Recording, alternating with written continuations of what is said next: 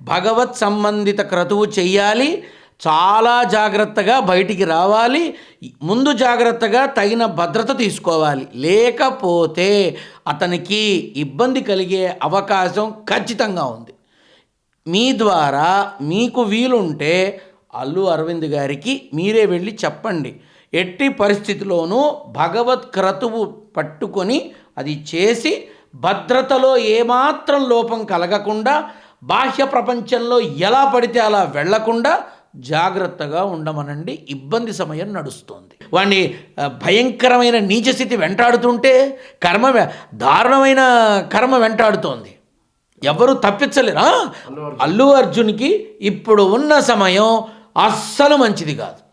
నాకు బాగా గుర్తు, 3వ కార్తీక సోమవారం అనుకుంటా నవంబర్లో ఈ పుష్ప 2 గురువుగారు ఏమిటి అంటే, పాన్ ఇండియా కాదురా, ప్రపంచవ్యాప్తంగా మొట్టమొదటి కుర్చీలో కూర్చుంటాడు వాడు, దీంతో అక్కడి నుంచే పడిపోతాడు కూడా అన్న.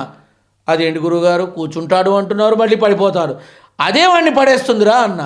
ఇప్పటిదాకా ఉన్నవాడిని కూడా దాటతారా, పేరు మాత్రం మోగిపోతుంది, ఆ మోతలోనే వాడు కనుమరుగైపోయినా ఆశ్చర్యం లేదు అన్న. అన్నట్టుగానే పేరు మోగిందిగా, మొదటి రోజే మీకు పేరు మోగిందిగా, తదుపరి తెలుస్తోందిగా. ఏదన్నా అబద్ధమైందా, ఏదన్నా కాకుండా ఉందా? అంతటి పేరు ప్రఖ్యాతలు నువ్వన్న 1000 కోట్లో 100 కోట్లో నాకు అనవసరం.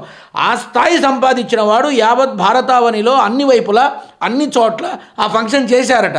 మరి ఇంత పేరు సంపాదించిన వాడు జైల్లో ఉండడం ఏమిటి, అరెస్ట్ అవ్వడం ఏమిటి? చెప్పు సమాధానం. అరెస్ట్ అవ్వడం ఏమిటి? ఉందా ఏమన్నా సమాధానం?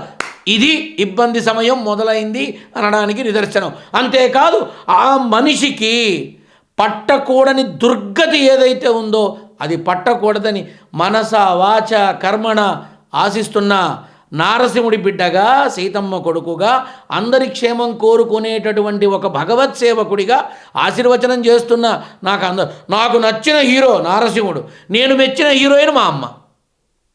అంటే ఏమిటి? నాకు వీళ్ళు తప్ప ప్రపంచంలో ఎవరు ఎక్కువ కాదు, ఎవరు ముఖ్యం కాదు.